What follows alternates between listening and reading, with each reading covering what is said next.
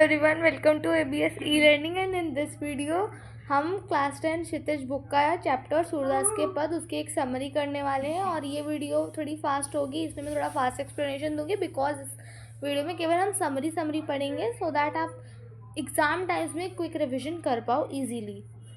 तो अब बिना डिले करे हम स्टार्ट करते हैं।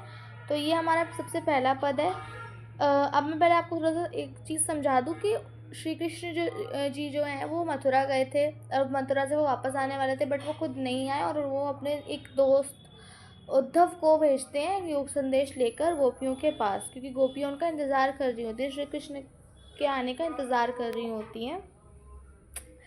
तो अब हम इसको स्टार्ट करते हैं अपने पहले पद का एक्सप्लेनेशन, मतलब समरी। तो इस पद में बेसिकली गोपियाँ जो हैं वो व्यंग्य कस रही हैं उद्धव पर।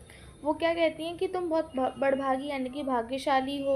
अच्छा ही है कि तुम श्री कृष्ण के स्नेह के बंधन से अछूते रहे हो, ना ही तुम्हारा मन उनके प्रेम में पड़ा है। और फिर वो यहाँ इनमें थोड़ी सी उपमा देती हैं। उपमा यानी कि कंपैरिजन करती हैं। वो कहती है कि जिस तरीके से कमल का पत्ता पूरा ही नहीं पाता, यानी कमल का पत्ता जल के अंदर रहकर भी उस पर कोई दाग नहीं होता, उस प्रकार तुम भी श्री कृष्ण के इतना समीप होकर भी तुम उनके प्रेम में नहीं पड़े। फिर वो एक और कंपैरिजन देती हैं। पहला कंपैरिजन ये हो गया। दूसरा कंपैरिजन वो देती हैं कि जिस तरीके से एक घड़ा जिस पर तेल लगाओ, उसको पानी में डाल दो तो उस पर पानी की एक बूंद नहीं लगती, उसी प्रकार वही तुम श्री कृष्ण के इतना पास रहकर भी तुम उनके प्रेम में नहीं पड़े, या तुम्हारा मन मोह में नहीं पड़ा, ये सब। फिर वो बोलती हैं कि फिर वो बोलती हैं कि अच्छा ही है कि तुमने प्रेम की नदी में अपने पाँव नहीं डुबोए, ना उनके रूप को देखे तुम मोहित हुए। फिर वो फिर सूरदास जी सूरदास जी गोपियों के माध्यम से बोलते हैं कि हम भोली अबला जो है, हम श्री कृष्ण के प्रेम से जिस तरीके से एक चींटी गुड़ से चिपक जाती है और वहीं पे ही मर भी जाती है, उसी प्रकार हमारी भी स्थिति वही है। तो अब हमने क्या पढ़ा कि वो उनको भाग्यशाली बोलती हैं, वो थोड़ा सा, और फिर वो उपमा देती हैं कमल के पत्ते और तेल के घड़े की। फिर वो प्रेम की नदी की बात करती हैं और फिर सूरदास जी गोपियों के माध्यम से बोलते हैं कि वो एकदम जिस चींटियाँ गुड़ से चिपक जाती हैं, उसी प्रकार गोपियाँ भी श्री कृष्ण के प्रेम से जुड़ चुकी हैं और वो खुद को उससे बाहर नहीं निकाल पा रही, उनके लिए बहुत मुश्किल हो रहा है। ठीक है, अब हम नेक्स्ट पद पर चलते हैं फटाफट से, और ये हमारा दूसरा पद।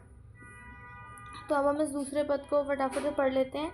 इसमें गोपियाँ अपने मन की व्यथा बोलती हैं। अब वो उधर से बोलते हैं कि हमारे मन की बात मन में ही रह गई, अब हम अपनी बात किससे कहें, तुम ही बताओ, हम किसी से कह नहीं पा रहे। फिर वो कहती हैं कि अभी तक तो हमने उनके आने की अवधि को ही अपने जीवन का आधार मान रखा था, अपने तन मन की व्यथा हमने सही, पर अभी ये जो तुमने योग संदेश सुना दिया उससे विरह की अग्नि और भी दहक गई है। फिर वो कहती हैं जहाँ से हमने रक्षा की आशा करी थी, वहाँ से तो ये योग संदेश की धारा बहकर आ गई है। फिर सूरदास जी गोपियों के माध्यम से बोलते हैं कि अब हम भी धीरज क्यों धरे, जब श्री कृष्ण ने ही मर्यादा नहीं रखी, लोक मर्यादा नहीं रखी, तो हम भी क्यों धैर्य रखें। अब तीसरे पद पे हम चलते हैं, और ये हमारा तीसरा पद। इस पद में वो एक और कंपैरिजन करते हैं। वो कहती हैं कि हमारे लिए हरि यानी कि श्री कृष्ण, हमारे लिए श्री कृष्ण जो हैं वो हारिल की लकड़ी के समान है। हारिल एक पक्षी होता है जो कि अपने पैर पंजों में लकड़ी को पकड़ लेता है, तो वो उसको तब तक नहीं छोड़ता जब तक, मतलब बहुत टाइटली पकड़ लेता है। तो उसी तरीके से वो भी कहते हैं कि श्री कृष्ण जो है हमारे लिए हारिल की लकड़ी के समान है। यहाँ पे हारिल पक्षी गोपियाँ स्वयं को कहती हैं, और जो लकड़ी है वो श्री कृष्ण को बताया गया है बेसिकली यहाँ पर। ठीक है, फिर वो बोलते हैं मन क्रम वचन में सिर्फ हमारे नंद नंदन यानी कि श्री कृष्ण बसे हुए हैं, यही हमने दृढ़ निश्चय कर लिया है, मतलब हमारे हृदय में बसे हुए हैं। दृढ़ मतलब यहाँ पे ये है। फिर वो बोलती हैं जागते सोते सपने में दिन रात सिर्फ हम कान्हा कान्हा जपते रहते हैं, पर ये जो योग संदेश सुन के ऐसा लगता है जैसे किसी ने हमें कड़वी ककड़ी खिला दी है। जैसे कड़वी ककड़ी होती है उसी तरीके से योग संदेश हमको लग रहा है। तुम तो ऐसे ही हमारे पास एक बीमारी लेकर आए हो जिसे ना हमने कभी देखा ना सुना है। फिर सूरदास जी गोपियों के माध्यम से बोलते हैं कि ये योग संदेश तो उन्हीं को ही सौंपो जिनका मन चक्कर में रहता है, यानी कि जिनका मन स्थित नहीं है कहीं पर, जो कि जिनका मन चंचल है। अब हम अपने लास्ट पद पर आ गए और ये लास्ट पद को भी हम फटाफट से ख़त्म कर लेते हैं। इस पद में गोपियाँ श्री कृष्ण, एक भवरा आता है वहाँ पे, उसके माध्यम से बोलती हैं कि अब तो श्री कृष्ण ने राजनीति पढ़ ली है।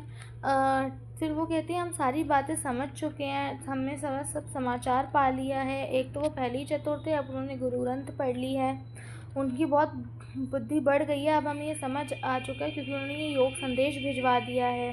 फिर वो उद्धव को बोलती हैं कि पहले के लोग अच्छे होते थे, वो दूसरों के हित के लिए इधर उधर डोलते रहते थे। फिर वो कहती हैं अब हम अपने मन फिर पा लेंगे, हमने अपने मन फिर पा लिए हैं जो उन्होंने कभी चुरा लिए थे। फिर वो कहती हैं कि वो खुद स्वयं क्यों अनीति कर रहे हैं जो दूसरों की अनीति को छुड़वाते थे। वो कहते हैं कि राजधर्म तो मतलब सूरदास जी गोपियों के माध्यम से कहते हैं कि राजधर्म तो यही होता है कि प्रजा को नहीं सताना चाहिए, प्रजा खुश रहे। अगर हम अपनी प्रजा भी मानते थे तो हमें प्रजा के रूप में भी, अगर उन्होंने गुरु ग्रंथ पढ़ लिया है, राजनीति पढ़ ली है, तो राजधर्म उन्हें पता होना चाहिए कि प्रजा को हमेशा खुश रखना चाहिए। तो वो यहाँ पे ये सब बोलती हैं। तो यहाँ पर हमारा पूरा ये समरी ख़त्म होता है। आई होप आपको ये अच्छा लगा। अगर आपको अच्छा लगा तो हमारे चैनल को सब्सक्राइब करिए, हमारी वीडियोस को लाइक करिए, अपने फीडबैक्स दीजिए हमको, एंड अपनी इस वीडियो को शेयर करिए अपने फ्रेंड्स के साथ, सो दैट उन्हें भी ये क्विक रिविजन वीडियो मिल पाए। And thank you for watching.